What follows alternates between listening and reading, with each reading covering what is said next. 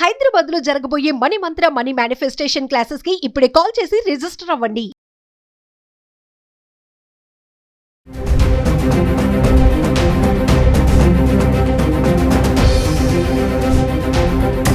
నమస్తే, welcome back to Suman TV. Present మనతో పాటు ఉన్నారు TEDx speaker, legendary award winner in real estate, realtor oxygen founder and CEO doctor Nandi Rameshwar Rao గారు. నమస్తే sir. నమస్తే. చాలా రోజులు అయిపోయింది మీతో ఇంటర్వ్యూ చేసి. మీరంతా బిజీ అయిపోయారమ్మా, మళ్ళీ ఖాళీ పెట్టారు. మీరు బిజీ అయిపోయారు సార్, దొరకట్లేదు మాకు అంతా. అంటే అడ్వైజర్కి వెళ్ళడం మీరు ఇవన్నీ.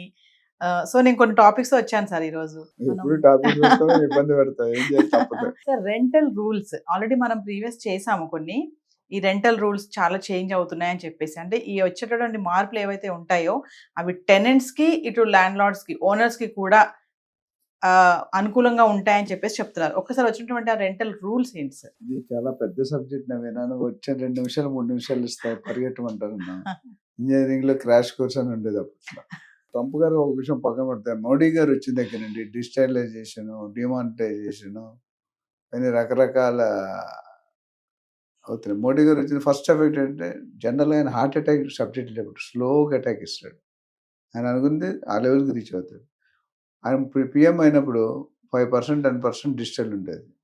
ఇప్పుడు ఆపోజిట్ అయింది, 90% డిజిటల్ అయిపోయింది. సో రెంటల్లో చాలా మంది ఏంటంటే అసోసియేట్ లో కార్పొరేట్లో పెద్ద ఎక్కువ చూపించుకుంటూ ట్యాక్స్లు ఉంటాయి కాబట్టి చూపిస్తారు, కానీ రెసిడెన్షియల్లో జనరల్గా తక్కువ చూపిస్తారు. ఎందుకంటే చాలా మంది చూపించినా తక్కువ చూపిస్తారు. ఇది ఇప్పుడు ఏం చేశాడంటే చాలా మంది టెనెంట్స్ ఓనర్స్తో ఇబ్బంది పడుతున్నారు, ఓనర్స్ టెనెంట్స్తో ఇబ్బంది పడుతున్నారు. దానికి సొల్యూషన్ ఎట్లా అని చాలా రివ్యూస్ జరిగినాయి, డిస్కషన్ జరిగింది, డిబేట్ జరిగింది. దాంట్లో ఏం చేశారంటే డిజిటల్ రిజిస్ట్రేషన్ అనేది పెట్టారు. అంటే ప్రతి ఓనరు ప్రాపర్టీ ఇచ్చిన తర్వాత, ప్రతి టెనెంట్ ప్రాపర్టీ తీసుకున్న తర్వాత అయితే 3 నెలల్లోపు మన అగ్రిమెంట్ సైన్ చేసి డిజిటలైజేషన్ అప్లోడ్ చేయాలి. చేయకపోతే అది పెనాల్టీగా పరిగణిస్తారు. అదేవిధంగా చాలా టర్మ్స్ అండ్ కండిషన్స్లో కూడా చాలా మంది ఇబ్బంది పడుతున్నారు. మన బెంగళూరు అనేది 1 year అడ్వాన్స్ రెసిడెన్షియల్, మన దగ్గర 2 నెలలు, కొన్ని ప్లేస్లో 3 నెలలు తీసుకుంటారు. 2 నెలలు అడ్వాన్స్ అంటే రిఫండబుల్, నాన్ రిఫండబుల్ అంటే రిఫండబుల్ వితౌట్ ఇంట్రెస్ట్ ఎప్పుడు ఖాళీ చేసినప్పుడు. అది కూడా ప్రెమిసెస్ అనేది కరెక్ట్ ఫామ్లో ఫర్నిచర్ డ్యామేజ్ చేయకుండా చేస్తేనే ఇస్తారు. అయితే అది రిడ్యూస్ చేసి బిల్స్ ఏమైనా డ్యూస్ ఉన్నా, water bills, electricity bills, maintenance dues ఉంటే క్లియర్ చేసి ఇవ్వాలి. తర్వాత ఏమన్నారంటే ఇంక్రీజ్ అనేది 5% కూడా ఇయర్కి ఒకసారి చేయాలి, 3 నెలలు ముందు చెప్పాలి. ఇవన్నీ కూడా డిజిటలైజేషన్ రెంటల్ అగ్రిమెంట్లో మెన్షన్ చేసి ఉండాలి, లేకపోతే పరిగణలోకి తీసుకోరు. యాక్చువల్లీ ఇది ఒక విధంగా చూసుకుంటే ఇద్దరికి బెనిఫిటే, both tenant and the landlord. అయితే లీజ్ తీసుకున్నారు కార్పొరేట్ ఆఫీస్ సందర్భంలో 6 నెలలకి రిస్ట్రిక్ట్ చేశారు. అంటే జనరల్ 6 నెలలే ఉంది. కొంతమంది ఏంటంటే 6+1 అని 6+3 అని తీసుకుంటున్నారు. సో దాన్ని కంట్రోల్ చేసి 6 months కంటే ఎక్కువ తీసుకోకూడదు. అది కూడా రిఫండబుల్ డిపాజిట్ వితౌట్ ఇంట్రెస్ట్. అది రెంటల్ అగ్రిమెంట్ అంటున్నారు కదా సార్, అంటే ఎంతమంది చేసుకుంటున్నారు రెంటల్ అగ్రిమెంట్ అనేది ఈ మధ్య కాలంలో చూసుకుంటే? కొన్ని ప్రశ్నలు వాస్తవాన్ని ఓపెన్ ఫారం చేసి నా ఫోన్లు వస్తాయమ్మా. సో మెయిన్ ఏంటంటే జనరల్గా 11 months చేసుకుంటారు. 12th month చేసుకుంటే ఓనర్కి టెనెంట్కి రైట్స్ వస్తాయని ఒక నినాదంలో ఉంది. బట్ ఇప్పుడు చాలా సేఫ్టీ అయిపోయింది. బట్ జనరల్గా 11 months చేసి 12th month ఎక్స్టెండ్ చేసుకుంటారు. రెంటల్ 20 రూపాయలు స్టాంప్ పేపర్ 100. ఇప్పుడు అవన్నీ తీసి డిజిటల్ రిజిస్ట్రేషన్ అంటే ఇంకా ఆ వాల్యూ అక్కడే కట్టేస్తారు. అగ్రిమెంట్ చేయకపోతే గనక మరి ఫైన్స్ కూడా ఉంటాయి అంటున్నారు సార్, నిజమే అంటారా అది? అంటే గవర్నమెంట్ అల్టిమేట్ మెథడ్ ఏంటంటే అన్ని వెయిట్ చేయాలి. బ్లాక్, ఇప్పుడు రియల్ ఎస్టేట్లో బ్లాక్ అమౌంట్ ఎక్కువ ఉంది అనేది మీకు తెలుసు, మనం ఎన్నో వీడియోలు చేసాం.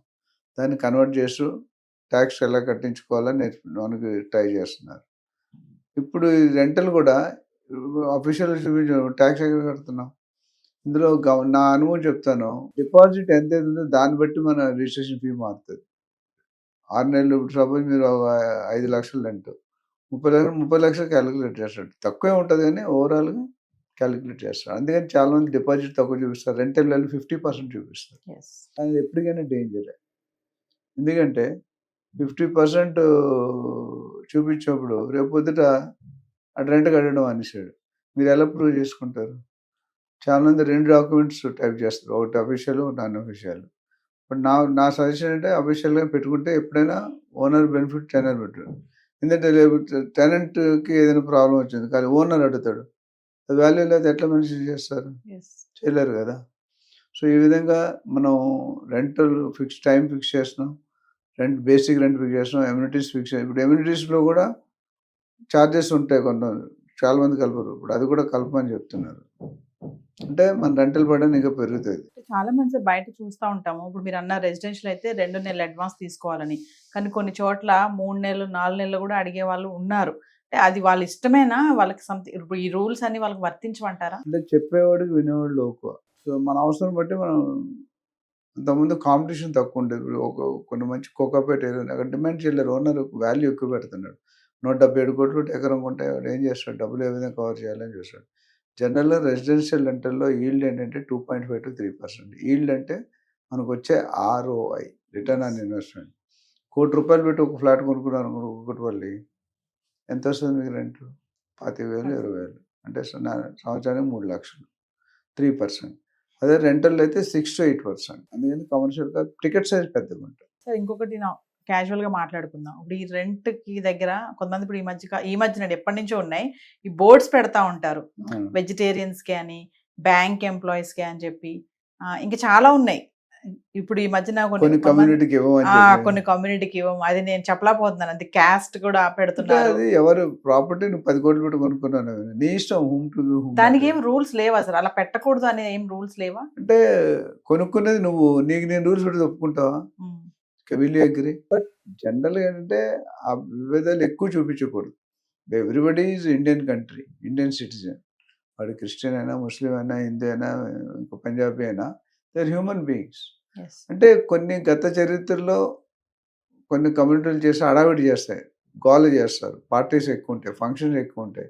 ఇప్పుడు సపోజ్ కొన్ని కమ్యూనిటీస్ మనం చెప్పిన వాళ్ళ యాక్టివిటీస్ ఎక్కువ అవుతాయి. సొసైటీ పక్కనే సపోజ్ 20 ఫ్లాట్లు ఉన్నాయి, ఇద్దరు డిఫరెంట్ కమ్యూనిటీకి ఇచ్చారు. వాళ్ళు పెట్టుకున్న ప్రేయర్స్ కానీ, వాళ్ళు పెట్టుకున్న రకరకాల యాక్టివిటీస్ కానీ నచ్చకపోవచ్చు.